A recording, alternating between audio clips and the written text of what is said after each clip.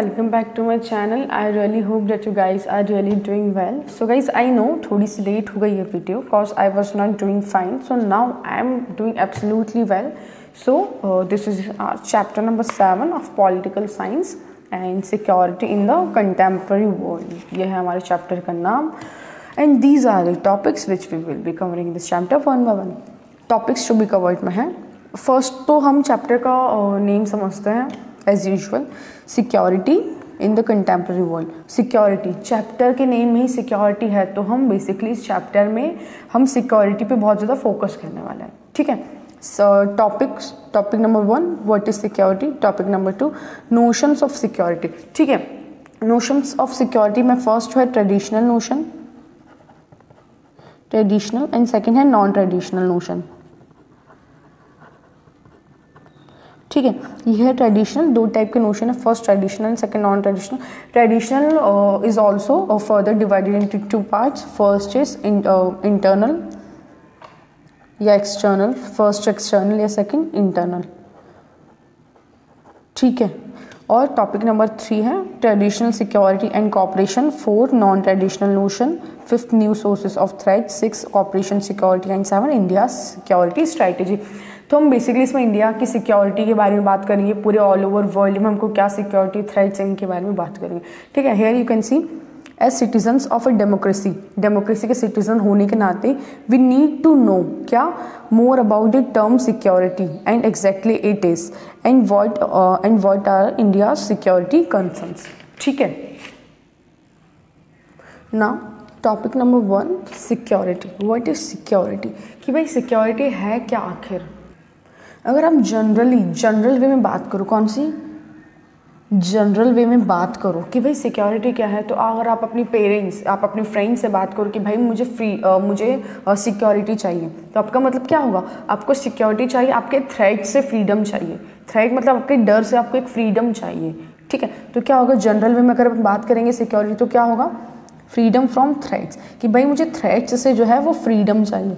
ठीक है. अगर वो थ्रेट किसके लिए, एक तो ह्यूमन एग्जिस्टेंस के लिए भी हो सकता है, ह्यूमन की लाइफ के, सिविलियंस की लाइफ के लिए भी हो सकता है, ह्यूमंस की लाइफ के लिए भी हो सकता है, और एक country, life of a country के लिए भी हो सकता है. Means life of a country means sovereignty, कि कोई भी अदर कंट्री, कोई भी आउटसाइडर कंट्री जो है वो हमारी टेरिटरी में घुस के इंटरफेयर करने लग जाए, हम पे अपना हक जमाने लग जाए, तो एक कंट्री की सोवरनिटी के भी सवाल आ जाएगा. सोवरनिटी कौन सी कंट्री की सोवरनिटी के ऊपर भी. ठीक है. तो does that mean every single threat count. तो इसका मतलब है कि भाई कोई सा भी सिंगल थ्रेट एक सिक्योरिटी थ्रेट में काउंट हो जाएगा, तो इसका मतलब है नहीं. ऐसे threats that threaten your core values, क्या करता है, that threaten your core values, आपके कोर वैल्यूज को थ्रेटन करें. अब कोर वैल्यूज बेसिकली ये चैप्टर में आगे पढ़ते हैं. ठीक है. क्योंकि हम बेसिकली कोर वैल्यूज यही समझते हैं ना कि लाइक सोवरनिटी, कोई भी कंट्री की अगर आप सोवरनिटी की बात करो, वो कंट्री के लिए सोवरनिटी क्या है, उसकी कोर वैल्यू है. ठीक है. तो अगर आप कोर वैल्यूज की बात कर रहे हो, तो भाई हुज, कौन सी कोर वैल्यूज की आप बात कर रहे हो. How intense the core values are, कितनी एक्सटेंट तक आप कोर वैल्यूज की बात कर रहे हो, कितनी इंटेंसिटी होनी चाहिए कोर वैल्यूज की बात करने में. तो इसका कंक्लूजन है कि security relates only to extremely dangerous threats. ऐसे सिक्योरिटी जो है ना वो बहुत एक्सट्रीमली डेंजरस थ्रेट्स से रिलेट करता है. That threats endanger your core values which wouldn't damage beyond repair. ऐसे थ्रेट जो आपके कोर वैल्यूज को डैमेज करे और वो आपके रिपेयर से बाहर हो, कि भाई जब आप रिपेयर करने को आओ, कि भाई आप सोच लो कि मुझे अब इन चीज़ को रिपेयर करना है, तो वो चीज़ रिपेयर होने के काबिल ना बचे. ठीक है. वो रिपेयर होने से बियॉन्ड चली जाए, वो चीज़ इतना डैमेज हो चुका है, तो वो होता है कोर वैल्यूज़. समझ गए. ऐसी कोर वैल्यूज जो आपकी डैमेज इतनी ज़्यादा हो गई हो कि वो आपके रिपेयर होने से भी नहीं हो सके, रिपेयर से भी कई ज़्यादा आगे चली गई हो, ऐसी कोर वैल्यूज़ को हम थ्रेट्स मानेंगे, सिक्योरिटी थ्रेट्स. तो ये तो हमने ब्रॉड वे में बात करी. ठीक है. ये हमने जनरली बात करी फ्रीडम फ्रॉम थ्रेट्स, और ये हमने एक ब्रॉडर वे में समझा कि क्या हम सिक्योरिटी की बात करेंगे, जो ऐसे सिक्योरिटी थ्रेट्स जो हमारे कोर वैल्यू को डेंजर्ड करें, डेंजर्ड में डालें, और वो रिपेयर के भी बियॉन्ड हो. ठीक है. Now notions of security, here we are. हमने पढ़ा था गाइस, ये जो है ना ये बहुत इंपॉर्टेंट है. क्या है नोशंस ऑफ सिक्योरिटी, हम इसको इंपॉर्टेंट लगा दें. Notions of security. ठीक है। तो फर्स्ट नोशन ऑफ सिक्योरिटी में क्या है, ट्रेडिशनल, ये इंपॉर्टेंट है, ये नोशन ऑफ सिक्योरिटी पूरा ही इंपॉर्टेंट है, ठीक है। तो नोशन ऑफ सिक्योरिटी में फर्स्ट क्या है अपना, ट्रेडिशनल नोशन और है नॉन ट्रेडिशनल नोशन, ठीक है। ट्रेडिशनल इज ऑल्सो दो पार्ट्स में डिवाइड है, एक तो एक्सटर्नल और एक है इंटरनल, ठीक है। और ट्रेडिशनल में अगर अपन बात करते हैं ट्रेडिशनल नोशन में, तो हम क्या बात करते हैं, कंट्री एज अ होल की बात करते हैं, कंट्री एज अ होल की बात करते हैं। और किसी क्या बात करते हैं इसमें हम, मिलिट्री, किसकी बात करते हैं, मिलिट्री, इसमें मिलिट्री की बात करते हैं। तो ये क्या है, मिलिट्री से ये कि हार्ड पावर है, क्या ट्रेडिशनल सिक्योरिटी क्या बात करते हैं इसमें कि हार्ड पावर है, traditional notion of security. First हम बात करते हैं एक्सटर्नल, ट्रेडिशनल नोशन एक्सटर्नल की। अच्छा, कोई भी कंट्री के लिए सबसे बड़ा डेंजर क्या होगा, कोई भी कंट्री के लिए मिलिट्री थ्रेट, कोई भी कंट्री के लिए मिलिट्री थ्रेट ही एक बहुत बड़ा डेंजर होगा उस कंट्री के लिए, ठीक है। और वो जो मिलिट्री थ्रेट है ना, वो क्या होगा, उसका सोर्स क्या होगा, उसका सोर्स होगा डेंजर, डेंजर का सोर्स क्या होगा कोई भी कंट्री के लिए, अगर मिलिट्री थ्रेट है वो डेंजर है, तो वो डेंजर का सोर्स क्या होगा, अनादर कंट्री, ठीक है, अनादर कंट्री। क्योंकि कोई भी अगर मान लो दूसरी कंट्री मिलिट्री एक्शन कर रही है आपके ऊपर, तो एक सोर्स ऑफ थ्रेट ही देखा जाएगा ना।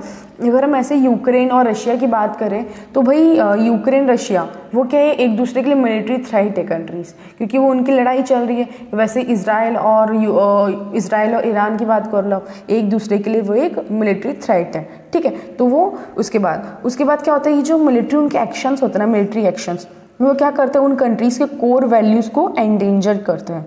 क्या करते हैं, कोर वैल्यूज़। अगर आपको याद हो हमने पीछे बात करी थी भी कोर वैल्यूज़ की, तो हम इसमें कोर वैल्यू की क्या बात करेंगे, फर्स्ट तो सोवर्निटी, उनकी सोवर्निटी को खराब हो जाती है, मीन्स कैसे, तो क्या होता है, इंडिया में भी उस टाइम पे ब्रिटिशर्स थे, ब्रिटिशर्स ने आके क्या करा, इंडिया की जो बहुत ज़्यादा उस टाइम पे इंटरफेयर करा, तो इंडिया की सोवर्निटी भंग हो गई थी उस टाइम पे, ठीक है।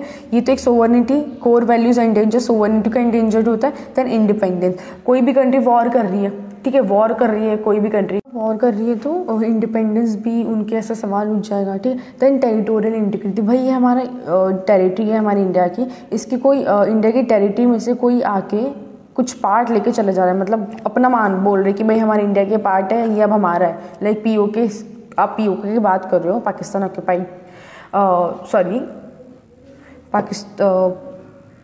पाकिस्तान ऑक्यूपाइड कश्मीर की बात करें, तो भाई इंडिया का पार्ट है ना, वो इंडिया की टेरिटरी है। तो वैसे territorial integrity, like life of ordinary people. अब भाई ऐसी अगर मिलिट्री एक्शन होगा, मिलिट्री अटैक होगा, तो ऑर्डिनरी पीपल जो सिविलियंस हैं उनकी लाइफ पे भी बहुत ज़्यादा हार्म होगा ना, उनकी लाइफ पे बहुत ज़्यादा हार्मफुल इफेक्ट्स होंगे। देन अगर इन सब का अगर हम बात करिए, एक्शंस वगैरह हो रहे हैं, वॉर वगैरह हो रहे हैं, तो इनकी कोई सी भी कंट्रीज इसका कैसे रिस्पॉन्स करेगी, ठीक है, response to threats of war, तो क्या करेगी, इन चीज़ का कैसे रिस्पॉन्स करेगी। फर्स्ट कोई भी कंट्री है तो टू सरेंडर, ये टू सरेंडर, भाई कोई सी भी कंट्री पहले सरेंडर तो नहीं करेगी, कोई भी अपनी सिक्योरिटी जो पॉलिसी है उसमें सरेंडर फर्स्ट ऑप्शन तो कोई भी नहीं लिखेगी, ये तो सबके लिए लास्ट ऑप्शन ही हो गई टू सरेंडर, ठीक है। तो सबसे पहले कंट्री क्या करेगी, टू प्रिवेंट, भाई कोई भी कंट्री नेगोशिएट करेगी दूसरी कंट्री के साथ कि भाई आप ऐसे लड़ाई मत करो, ना ही आपको इससे कोई फ़ायदा होगा ना हमको इससे कोई फ़ायदा होगा, आपका भी रिसोर्स बहुत ज़्यादा डिप्लीट होगा, हमारे भी रिसोर्स बहुत ज़्यादा ख़त्म हो जाएंगे, लोगों के जो है लोगों को बहुत ज़्यादा हार्म होगा, एक दूसरे को अटैक में बहुत ज़्यादा लोग मरे जाएंगे। तो हम इन चीज़ों के नेगोशिएट करने का ट्राई करेंगे। और अगर नेगोशिएशन में भी नहीं माने, प्रिवेंट करने के बाद में अगर वो नेगोशिएट बातचीत करने के बाद में अगर वो सामने वाली कंट्री नहीं माने, तो ऑब्वियस सी बात है हम डिफेंड करेंगे, टू डिफेंड। भाई हमको हमारे ऊपर भाई कोई कंट्री लड़ाई कर रही है, अटैक कर रही है, ठीक है, अटैक करेगी तो भाई हमारे जो है हमको और ज़्यादा डैमेज होगा अगर हम उनका डिफेंड नहीं करेंगे, हम उनका जवाब नहीं देंगे, तो ऑब्वियस सी बात है तो हम क्या करेंगे, उनका डिफेंड करेंगे। थर्ड ऑप्शन क्या है हमारा, डिफेंड। सिक्योरिटी पॉलिसी, ठीक है, सिक्योरिटी पॉलिसी जैसे आपकी फॉरेन पॉलिसीज़ वगैरह भी होती है, वैसे सिक्योरिटी पॉलिसी। तो सिक्योरिटी पॉलिसी में सबसे पहले सरेंडर तो कहीं नहीं लिखा होगा कि भाई सबसे पहले जाते ही कोई भी कंट्री है आप सरेंडर कर दो, ठीक है, ये तो कहीं नहीं लिखा होगा कोई भी सिक्योरिटी पॉलिसी में कोई भी कंट्री है। तो क्या होगा सिक्योरिटी पॉलिसी, फर्स्ट क्या होगा रिस्पॉन्स, हमने इधर पढ़ा सिक्योरिटी पॉलिसी में कि 3 रिस्पॉन्स है, फर्स्ट टू सरेंडर, प्रिवेंट और डिफेंड, ठीक है। वैसे ही यहाँ पे है कि फर्स्ट अपना क्या होगा, फर्स्ट होगा टू प्रिवेंट। प्रिवेंट वॉर, की वॉर को प्रिवेंट करना। आप हम उनसे बात वगैरह करेंगे कि भाई ऐसे वॉर आप मत करो, और इससे हम उनको बताएंगे कि भाई नेगोशिएट करेंगे उनसे, वॉर मत करो करके, ठीक है, अटैक मत करो। तो पहले तो प्रिवेंट करेंगे, टू डिटर द वॉर और to prevent the war. Second, उसके बाद भी अगर वो नहीं माने तो क्या करेंगे, लिमिट और एंड द वॉर, हम उनसे डिफेंड करेंगे, हम उनका जवाब देंगे वॉर का, वॉर के साथ ही हम जवाब देंगे, ठीक है। क्या करेंगे, डिफाइन करेंगे, टू डिफाइन द वॉर और टू लिमिट और एंड द वॉर। थर्ड क्या करेंगे, balance of power. Balance of power क्या होता है, हम बेसिकली मान लो कि भाई मेरे पास, मेरे जो नेबर है उनके पास ना गन है, तो मैं क्या करूँगी, डर के रहूँगी कि भाई अगर मैंने ज़्यादा उनसे लड़ाई करी तो वो गन वन चला देंगे। ऑब्वियसली नॉर्मल सी बात है, ऐसी मेंटेलिटी होती है ह्यूमन की, तो हम क्या करते हैं, उनसे डर के रहेंगे।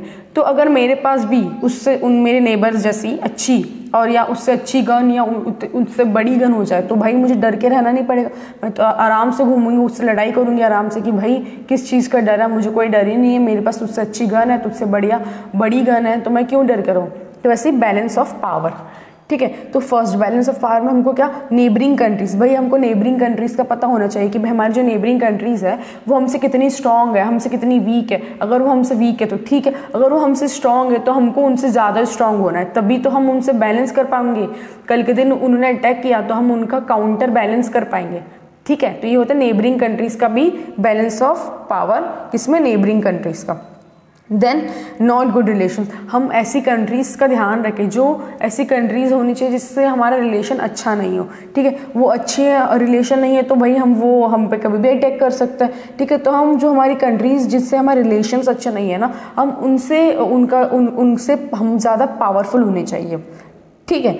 देन क्या है, कॉन्फ्लिक्ट्स इन पास्ट। अब लाइक अगर अब इंडिया का ही एग्जांपल लें तो इंडिया में इंडिया का क्या है, एक तो चाइना और एक पाकिस्तान, इनके साथ हमारे पास्ट में कॉन्फ्लिक्ट्स बहुत ज़्यादा हुए। तो हम यही ध्यान में रखते हैं इंडिया कि भाई हम उनसे ज़्यादा पावरफुल रहे, किससे, चाइना से, पाकिस्तान से ज़्यादा पावरफुल है, ताकि वो कल के दिन हम पर हावी ना हो जाए, ठीक है। अब हम कैसे करेंगे, हाउ टू बैलेंस दिस, तो क्या करेंगे, to build a strong military power. एक तो स्ट्रॉन्ग मिलिट्री पावर करेंगे, बिल्ड करेंगे। वो कैसे होगी strong military power, economic strong होगी, जब तक हमारी इकोनॉमी स्ट्रॉन्ग नहीं होगी तब तक हमारा मिलिट्री पावर स्ट्रॉन्ग नहीं होगा। और एक तो टेक्नोलॉजिकली पावरफुल, क्या करेंगे, टेक्नोलॉजिकली पावरफुल होंगे, और इकोनॉमी जब तक अच्छी नहीं होगी, स्ट्रॉन्ग नहीं होगी, तब तक ना ही हमारा मिलिट्री पावर स्ट्रॉन्ग होगा, और ना ही तब तक हम स्ट्रॉन्ग होंगे, और ना ही हम हमारे पावर को बैलेंस कर पाएंगे, ठीक है। फोर्थ क्या है, ये तो थर्ड पॉइंट हो गया military balance of power. Third क्या है, अलायंस बिल्डिंग। क्या है अलायंस बिल्डिंग, क्या होता है कि मान लो कि कोई भी मतलब मुझ पे कोई अटैक कर रहा है, attack means as a individual मैं मेरी बात कर रही हूँ एग्जाम्पल के साथ, कि भाई मुझे किसी ग्रुप का डर है कि भाई ये 4 लोग हैं, ये मुझे आके क्या करेंगे, डराते धमकाते हैं और रोज़ मुझे ऐसे कुछ ना कुछ बोल के काम करवा लेते हैं। तो मैं क्या करूँगी, मैं जाऊँगी किसी 4-5 लोगों का अच्छा सा ग्रुप बनाऊँगी। अगर वो 4 लोग आते तो मैं बोलती हाँ भाई बोल, मैं तो एक हूँ नहीं, ये 4-5 लोग ज़्यादा कुछ बोलेंगे तो भाई उड़ा देंगे तेरी खोपड़ी, समझ गए। तो क्या करूँगी, मैं अलायंस बनाऊंगी, ग्रुप बनाऊंगी लोगों का, ताकि मुझे कल के दिन किसी का डर ना रहे, ठीक है। ऐसे ही क्या करती है, कंट्रीज अलायंस बनाती है। N alliance is a collision of states. क्या कंट्रीज एक स्टेट्स जो होती है वो क्या है, एक अलायंस बनाती है, एक ग्रुप बनाती है, that coordinate their action to deter और डिफेंड। डेटर मतलब वॉर को प्रिवेंट करती है, अटैक और या फिर डिफेंड करती है अगेंस्ट मिलिट्री अटैक।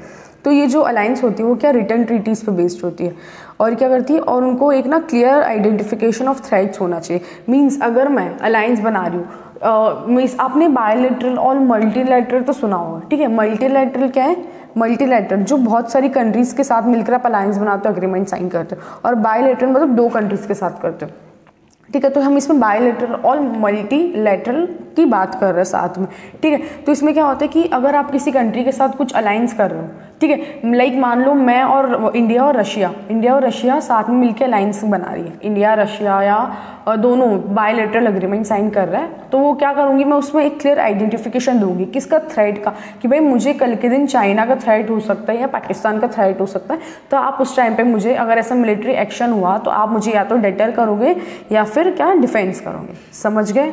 यही था हमारा अलायंस बिल्डिंग। और उसके क्या होता है फिर, अलायंस बिल्डिंग जो होता है वो क्या होता है, नेशनल इंटरेस्ट पे बेस्ड होता है, based on national interest and can change when national interest change. वो क्या होता है, नेशनल इंटरेस्ट पे बेस्ड होता है, और जब नेशनल इंटरेस्ट चेंज होता है तो वो भी चेंज हो जाता है। समझ गए? बस इतना ही था हमारा अलायंस बिल्डिंग। ठीक है गाइस, आपको लगता होगा कि ऑनलाइन वीडियोस बना के अपलोड करना बहुत इजी है, बट मैं आपको बता दूं the very fact is that मेरी पूरी वीडियो मैंने बना ली थी यहाँ तक, फिर मुझे पता चला कि मेरी रिकॉर्डिंग ही बंद हो गई थी। तो ठीक है, चलिए वापस से आपको मैं समझाती हूँ क्या होता है। इसका अगर अपन कंक्लूजन देखें, किसका, एक्सटर्नल सिक्योरिटी का, एक्सटर्नल का नहीं, ट्रेडिशनल व्यू ऑफ सिक्योरिटी का हम देखें कंक्लूजन, तो ये जो मोस्टली ये जो अटैक्स होते हैं वो कहाँ से होते हैं, आउटसाइड द बॉर्डर्स, बॉर्डर्स के बाहर से होते हैं। किसके, अगर मान लो ये अपनी इंडिया है तो मोस्टली कोई भी इंडिया या दूसरी कोई भी कंट्रीज़ है तो इसमें अटैक कहाँ से होंगे, बाहर वाले देश से, बाहर वाली कंट्रीज से अटैक होंगे। क्यों बाहर वाली कंट्रीज से अटैक होंगे, क्योंकि अगर अपन कोई भी कंट्री की बात करें, कोई भी कंट्री में क्या होता है, एक गवर्नमेंट होती है। लाइक इंडिया में सेंट्रल गवर्नमेंट है, यूएसए में सेंट्रल गवर्नमेंट, सब कंट्रीज में गवर्नमेंट होती है। ठीक है, वो क्या करती है, कंट्री को रन करती है। क्या करती है, वो कंट्री को रन करती है, सेंट्रल गवर्नमेंट या गवर्नमेंट कंट्री को रन करती है। अगर आप पूरे देश की, पूरे वर्ल्ड की बात करो, पूरे वर्ल्ड की बात करो तो पूरे वर्ल्ड की तो कोई सेंट्रल गवर्नमेंट नहीं है जैसे कंट्रीज़ में होती है। ठीक है, तो क्या होता है, पूरे वर्ल्ड में अगर कोई सेंट्रल गवर्नमेंट नहीं है, पूरे वर्ल्ड को कोई रन नहीं करता है। अगर आप इंटरनेशनल ऑर्गेनाइजेशंस का सोच रहे हो तो वो भी कोई पर्टिकुलर चीज़ के ऊपर रन करती है। ठीक है, हर चीज़ जैसे गवर्नमेंट की तरह तो इंटरनेशनल ऑर्गेनाइजेशंस वर्क नहीं करती है ना। सो एज इट इज़, जैसे कंट्रीज़ में गवर्नमेंट होती है वैसे क्या होती है, नहीं होती पूरे वर्ल्ड में सेंट्रल गवर्नमेंट नहीं होती, तो नो सेंट्रल अथॉरिटी। इस वजह से क्या होता है, आउटसाइड इट्स बॉर्डर क्या होते हैं, सिक्योरिटी थ्रेट्स कहाँ से, mostly come from outside its border. ठीक है, आ गया समझ में। तो ये हमारा ट्रेडिशनल सिक्योरिटी यहीं पे एक्सटर्नल खत्म होता है। अब हमको पढ़ना internal. Here you can C, so traditional notion क्या, इंटरनल, इंटरनल की हम बात कर रहे हैं। ठीक है, तो क्या होता है कि बेसिकली हम इंटरनल सिक्योरिटी को इतना इम्पोर्टेंस नहीं देते। Main the very fact is that हम जो इंटरनल सिक्योरिटी है ना उसको इतनी ज़्यादा इम्पोर्टेंस नहीं देते हैं रादर दैन जितनी हम एक्सटर्नल सिक्योरिटी को देते हैं। ठीक है, आपकी कंट्री में इंटरनली बहुत ज़्यादा सिक्योरिटी नहीं है, इंटरनली बहुत ज़्यादा लड़ाई हो रही है, बहुत ज़्यादा एक दूसरे को मारा मारी हो रही है, सिक्योरिटी बिल्कुल भी नहीं है, तो आप एक्सटर्नल फ्रंट पर भी कुछ नहीं कर पाओगे। ठीक है, तो internal security is also as important as external security. ठीक है, तो इंटरनली कभी सिक्योरिटी को इतनी ज़्यादा मैं कहूँ तो इज्जत दी नहीं गई, क्योंकि 1945 में क्या, cold war, sorry world war second का ख़त्म हो गया था। सेकेंड वर्ल्ड वॉर सेकेंड जो था, वर्ल्ड वॉर सेकेंड वो क्या हुआ था, ख़त्म हो गया था 1945 में।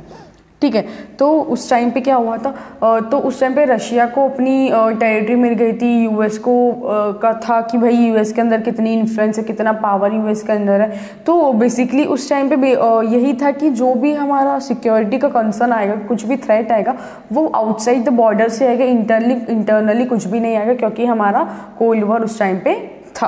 और 1991 के बाद में भी जब कोल्ड वॉर ख़त्म हो गया था, उस टाइम पे लोगों ने समझ लिया कि कोल्ड वॉर ख़त्म हो गया, अब इंटरनली कोई कॉन्फ्लिक्ट्स नहीं होंगे, कुछ भी होगा तो एक्सटर्नली ही होगा। ठीक है, तो मेनली फोकस किस पे करा गया था, threat from outside their border, क्योंकि 1995 टू 1991 में यूरोपियन कंट्रीज़ को ये फियर था कि अगेन वो कॉलोनाइज ना हो जाए, इंडिपेंडेंस के बाद ही वो वापस से कॉलोनाइज ना हो जाए।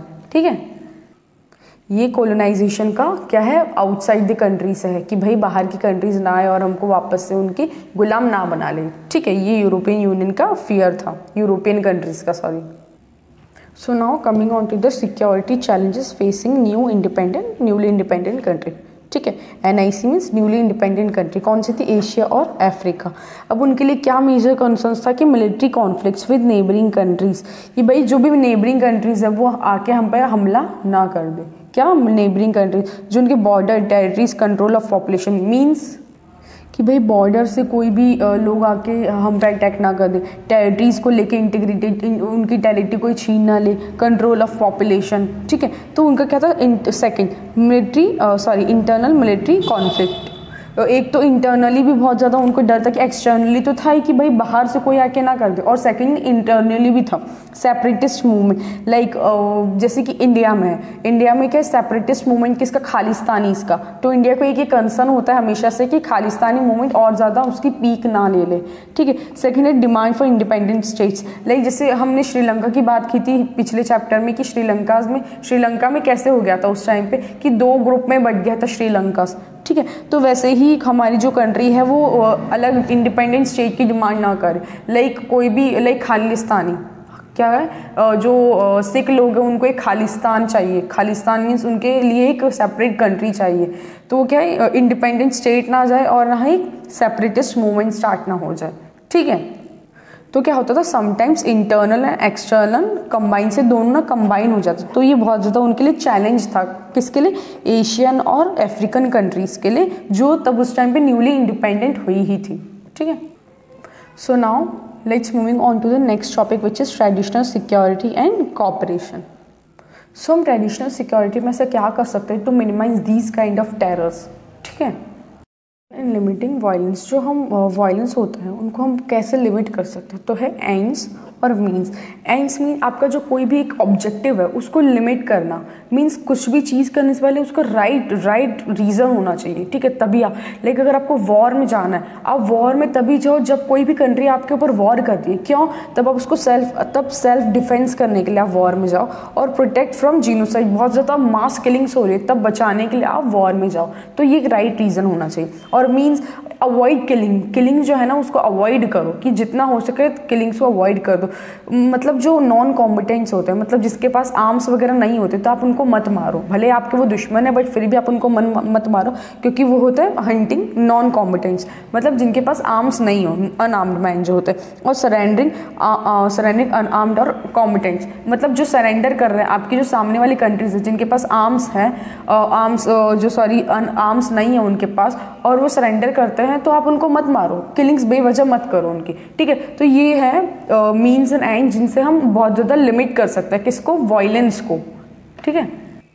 सो आते हैं next other form of corporation, कि भाई इनके अलावा आप कैसे कॉपरेशन और कर सकते हो, कॉपरेट कर सकते हो, ठीक है।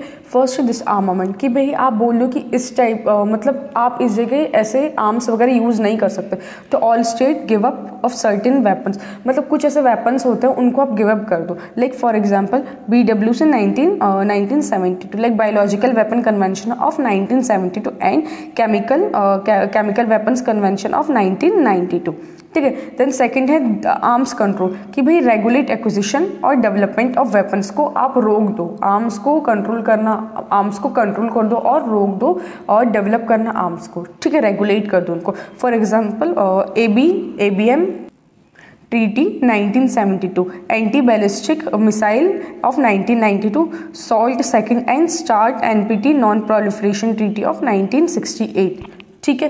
देन थर्ड है कॉन्फिडेंस बिल्डिंग, ठीक है। इसमें क्या होता है, शेयर इन्फॉर्मेशन ऑफ आपके जो मिलिट्री इंटेंशंस हैं आप उनको शेयर करो, जिसके साथ आप लड़ाई करना चाहते हो, जिसके साथ वॉर करना चाहते हो, ताकि मिसअंडरस्टैंडिंग जो है वो क्रिएट ना हो कंट्रीज़ के बीच में।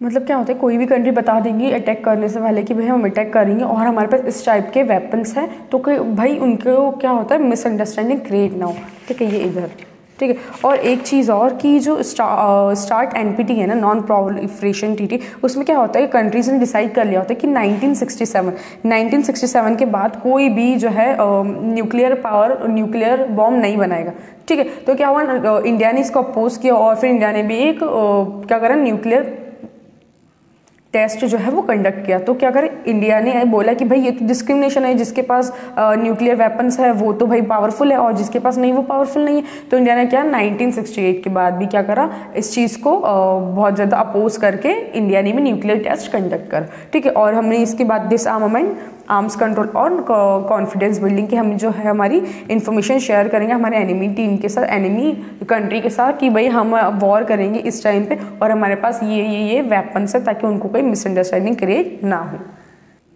ये इधर लिख रखा है पूरी ये वाले इसमें। So now let's move on to the next topic, non traditional notion. So अभी हमने ट्रेडिशनल नोशन में क्या पढ़ा, स्टेट की, कंट्री एज अ होल की बात की, टेरिटरी और उनके गवर्निंग इंस्टीट्यूशंस की बात करी। बट हम नॉन ट्रेडिशनल में क्या बात करेंगे, स्टेट की बात करेंगे, इंडिविजुअल उसमें रहने वाले लोगों की बात करें, कम्युनिटीज़ की बात करें, ह्यूमन काइंड की इसमें बात करेंगे। ठीक है, तो हमारा जो है शिफ्ट हो जाता है ट्रेडिशनल टू नॉन ट्रेडिशनल में। ठीक है, ह्यूमन सिक्योरिटी और ग्लोबल सिक्योरिटी। तो ह्यूमन सिक्योरिटी बेसिकली क्या है, it protection of people more than state. अब इसमें क्या है, आप प्रोटेक्शन ऑफ पीपल पे ज़्यादा ध्यान दो रादर देन स्टेट पे। इसमें इंडिविजुअल का ज़्यादा प्रोटेक्शन देखते हैं रादर देन स्टेट का। ठीक है, देन सिक्योरिटी फ्रॉम वोट। अगर आप बात कर रहे हो कि भाई ह्यूमन की, इंडिविजुअल की सिक्योरिटी के पे अगर अपन बात करें तो सिक्योरिटी फ्रॉम व्हाट, अगर अपन नैरो वे में देखें, नैरो पर्सपेक्टिव में देखें तो वायलेंट थ्रेट्स जैसे कि टेररिज्म और फॉरेन अटैक्स से हम इंडिविजुअल्स को, सिटीजन्स को बचाएं। और अगर हम ब्रॉडर वे में देखें तो एक हंगर, डिजीज और नेचुरल डिजास्टर्स भी ऐसे हैं जो इंडिविजुअल्स को बहुत ज़्यादा थ्रेट करते हैं, बहुत ज़्यादा उनसे डर होता है इंडिविजुअल्स को। ठीक है, तो बेसिकली क्या एजेंडा होना चाहिए ह्यूमन सिक्योरिटी का कि एक तो इकोनॉमिकली सिक्योरिटी होना चाहिए और एक थ्रेट टू ह्यूमन डिग्निटी। समझ गए? Now let's move on to the global security. कब इमर्ज हुआ था 1990s में। और जैसे कि ग्लोबल सिक्योरिटी की अगर बात करें तो इसमें कौन से थ्रेट्स आता है, global warming, international terrorism, health epidemics like AIDS, bird flu और रिसेंटली हम क्या बोल सकते हैं, कोविड। ठीक है, कोविड और आजकल तो बहुत ज़्यादा हेल्थ डिजीज आ रहे हैं लाइक एमपॉक्स, बहुत ज़्यादा हेल्थ डिजीज है। आप AIDS, bird flu, covid, mpox जो भी है, और इसकी ये प्रॉब्लम्स है ना, these are global in nature. और इसका सिर्फ एक ही सोल्यूशन हो सकता है, क्या हो सकता है, इंटरनेशनल कोऑपरेशन। सब कंट्रीज मिलकर कोऑपरेट करेगी, सब कंट्रीज मिलकर अगर इसका सोल्यूशन निकालेंगे तो ही हम इसका अच्छे से कर पाएंगे। लाइक अगर अपन कोविड का देख ले तो इसकी जो वैक्सीनेशन है पूरे वर्ल्ड ने एक साथ कोऑपरेट किया था, तभी हुआ था ना उसका वैक्सीनेशन का भी। तो ये है global security. So now let's move on to our next topic, that is your new sources of threats. आजकल कंटेम्प्रेरी वर्ल्ड में ऐसे कौन से सोर्सेज है जो थ्रेट होते हैं। ठीक है, नाउ फर्स्ट इज टेररिज्म। तो इसमें पॉलिटिकल वायलेंस के लिए किसको टारगेट करते हैं लोग, सिविलियंस को। ये जो सिविलियंस को टारगेट करते हैं, लाइक हाईजैकर्स। अगर प्लेन को हाईजैक कर लिया तो उसमें क्या सिविलियंस होते हैं। ठीक है, सिविलियंस को टारगेट करते हैं हाईजैकर्स, टेररिस्ट जो लोग होते हैं। तो उसमें सिविलियंस को बहुत ज़्यादा टारगेट किया, डेलिबरेटली एंड इनडिस्क्रिमिनेटली, बिना कोई डिस्क्रिमिनेशन करे लोगों को, भाई ये तो इसकी एजेड लोग, भाई ये एजेड वुमेन है, ये बहुत ज़्यादा छोटा बच्चा है, वो उसमें ये नहीं देखते। बस वो उनको क्या होता है, उनका जो टारगेट पूरा करने के लिए वो सिविलियंस की जान लेते हैं। लाइक पब्लिक प्लेस में बॉम्ब लगा देना, ठीक है, हाईजैक कर लेना। तो ये क्या है, terrorism. Next is human rights. वो ह्यूमन राइट्स के बेसिकली 3 टाइप्स के होते हैं। पहले तो पॉलिटिकल राइट जिसमें फ्रीडम ऑफ स्पीच और असेंबली जैसे होती है। Second economic and social rights. Then right to colonize, जो कंट्री कॉलोनाइज हो चुकी है वो पीपल ऑफ एथनिक और इंडिजीनियस माइनॉरिटीज़ में है पीपल। ठीक है, ये इधर है, सी ह्यूमन राइट्स इधर। और इसको ये नहीं कि मैं शॉर्ट नोट्स बना रही हूँ, आप इसको पढ़ो नहीं, बिल्कुल ये जो पॉइंट बाय पॉइंट आप एनसीईआरटी को पढ़ोगे। ठीक है, then let's move on to our next point, global poverty. तो ग्लोबल पॉवर्टी का क्या, पॉपुलेशन से बिल्कुल डायरेक्ट कनेक्शन है। पॉपुलेशन जो है मेन फैक्टर है किसका, ग्लोबल पॉवर्टी का। जैसे जिस कंट्री में पॉपुलेशन ज़्यादा होगी उसमें कि वो कंट्री नीचे गिरती जाएगी, वो उसके रिसोर्सेज कम होती जाएंगे। ठीक है, तो वो कंट्री और ज़्यादा पुअर होती जाएगी, जिसमें रिसोर्सेज की कमी होने लग जाएगी। तो population is the main factor. इसकी वजह से जो रिचर कंट्रीज़ है ना वो रिच होती जाएगी और जो पुअर कंट्रीज और ज़्यादा पुअर होती जाएंगी। तो नेक्स्ट स्टेप पॉइंट है हमारा माइग्रेशन। माइग्रेशन जो है वो डायरेक्टली इसका फैक्टर है, किसका, पॉपुलेशन का। अगर पॉपुलेशन ज़्यादा होगी किसी भी कंट्री में, रिसोर्सेज कम होंगे तो कंपटीशन ज़्यादा होगा।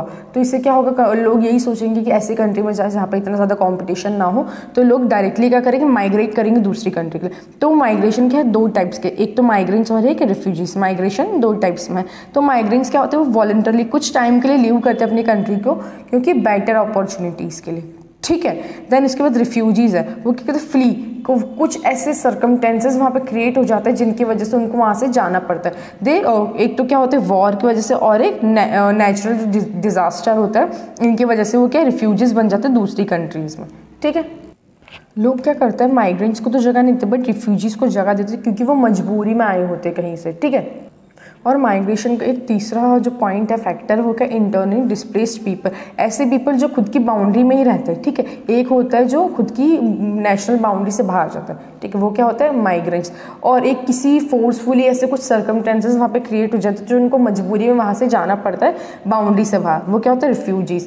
और एक जो होते हैं वो अपनी खुद की टेरिटरी के अंदर में ही रहते हैं, like they flight their homes but remain with in their national boundaries. For example, इसका एक परफेक्ट एग्जाम्पल है कश्मीरी पंडित्स। 1990s में कश्मीरी पंडित्स को क्या हुआ, उनकी जगह से उनको डिस्प्लेसमेंट करना पड़ा, ठीक है। वहाँ पे ना बहुत ज़्यादा वायलेंस हो रहा था कश्मीर के, वहाँ पे 1990s में बहुत ज़्यादा वायलेंस हो रहा था। Kashmir Pandit that fled the violence in the Kashmir valley in the early 1990s, ठीक है। ये एक परफेक्ट एग्जाम्पल है किसका, इंटरनली डिस्प्लेस्ड पीपल। देन फिर है हेल्थ एपिडेमिक्स। ये वेरी करता है लोकल कॉन्टेक्ट्स में, ठीक है। और इसके लिए ना क्या करते हैं, मिनिमम कॉमन क्राइटेरिया फिक्स किया है। फॉर एग्जाम्पल, साउथ अफ्रीका में HIV एड्स का बहुत ज़्यादा सीरियस थ्रेट है, ठीक है। तो क्या ये ऑल ओवर एक हेल्थ एपिडेमिक जो है कंसिडर किया जाएगा?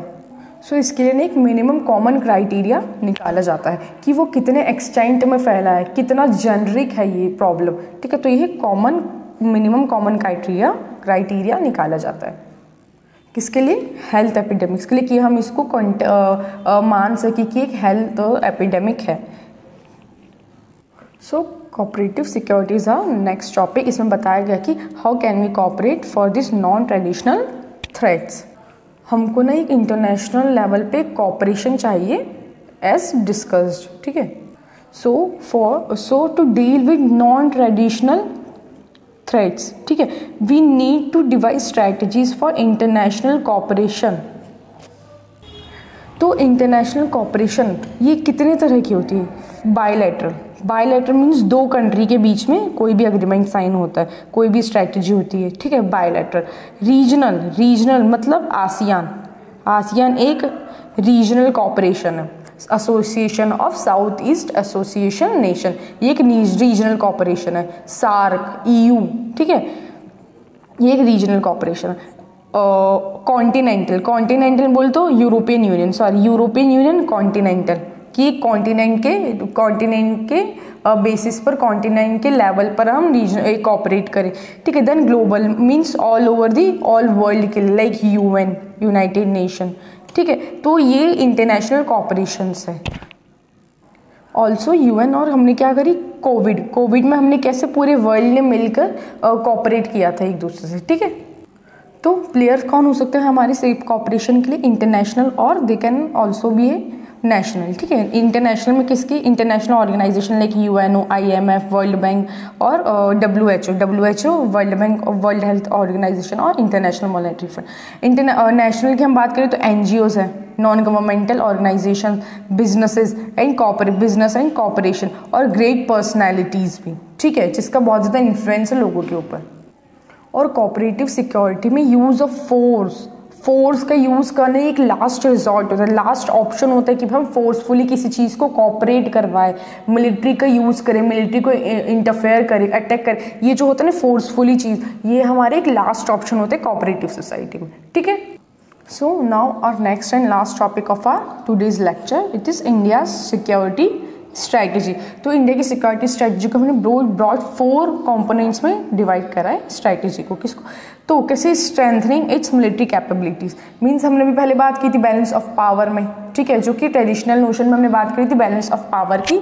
तो हमने इसमें क्या, कॉन्फ्लिक्ट विद नेबर्स, तो क्या है, हम बैलेंस करेंगे अपनी पावर को, लाइक फॉर एग्जांपल इंडिया में पाकिस्तान और चाइना से जो है अपना पावर जो है बैलेंस होना चाहिए, ठीक है। फिर कंडक्ट न्यूक्लियर टेस्ट, इंडिया ने वो नॉन प्रोलिफरेशन ट्रीटी जो थे 1967 के बाद में कि कोई न्यूक्लियर टेस्ट नहीं कर सकता, तो इंडिया ने उसको अपोज करके 1998 में क्या करा, न्यूक्लियर टेस्ट कंडक्ट किया ताकि हम भी न्यूक्लियर पावर बन सके लाइक आवर नेबर्स, ठीक है।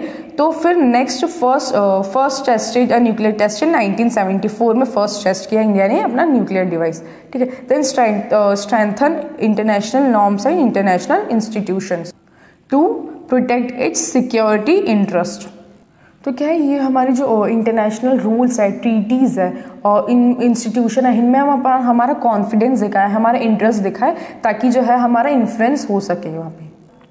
तो इंडिया के जो फर्स्ट प्राइम मिनिस्टर थे पंडित जवाहरलाल नेहरू जी ने क्या करा, सपोर्ट किया किसको एशियन सॉलिडारिटी को, डिकोलोनाइजेशन और डिसआर्मामेंट को। क्या करा, जो उन्होंने एशियन सॉलिडारिटी को सपोर्ट किया और डिकोलोनाइजेशन मीन्स जो India after the independence of India को इंडिपेंडेंस मिलने के बाद उसने क्या करा, बहुत सारी कंट्रीज जिनको इंडिपेंडेंस मिली थी ना, वो चाहते थे कि वो कंट्रीज उनको इंडिपेंडेंट ही रहे, कोई भी और कंट्री उन पर वापस उनको कॉलोनाइज ना करे, ठीक। और डिसआर्मामेंट का भी उन्होंने अपोज किया था। क्या करा, डिसआर्मामेंट का अपोज किया तो उन्होंने कि जो 1967 में बोल दिया था कि न्यूक्लियर टेस्ट नहीं करेंगे, तो उन्होंने क्या करा, 1974 में फर्स्ट न्यूक्लियर टेस्ट कंडक्ट किया था, ठीक है। Then equitable NIEO new international economic order, क्या it argued for equitable new international economic order और नाम कंट्रीज जो ड्यूरिंग कोल्ड वॉर के टाइम पे ऐसे था कि या तो आप रशिया को USSR को ज्वाइन करो या US को ज्वाइन करो। तो उसमें इंडिया ने बोला कि हम नॉन अलाइन मूवमेंट करेंगे, neither we will join US and USSR। तो हम एक नॉन अलाइनमेंट करेंगे, ना तो हम USSR को ज्वाइन करेंगे ना US को ज्वाइन करेंगे। तो ये क्या है, non alignment movement during cold war and Kyoto protocol of 1997।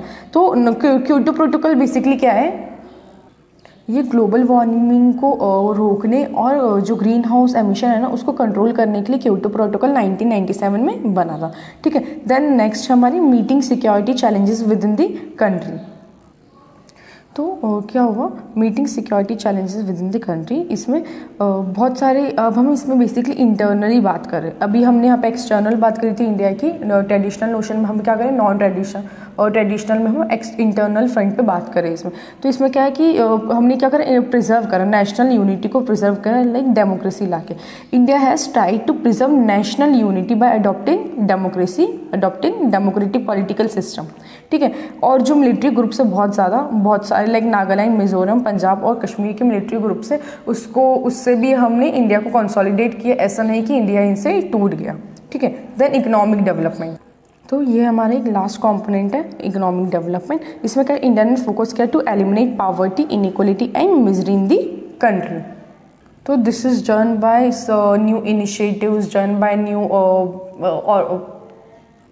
Programmes like employment programmes, ठीक है, और poverty alleviation programs. So these are the 4 components which fall under the strategy of India security, ठीक है।